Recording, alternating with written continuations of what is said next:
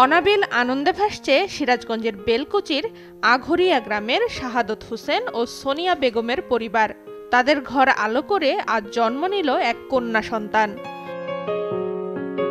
তো আলহামদুলিল্লাহ আমরা সবাই খুশি আছি, আমার পরিবার সবাই খুশি।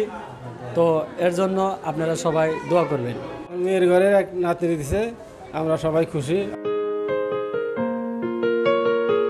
নবজাতক ও তার পরিবারকে শুভকামনা।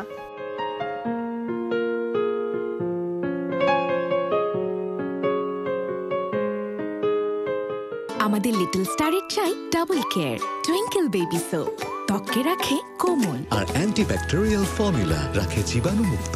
শুরুটা হোক যত্নে।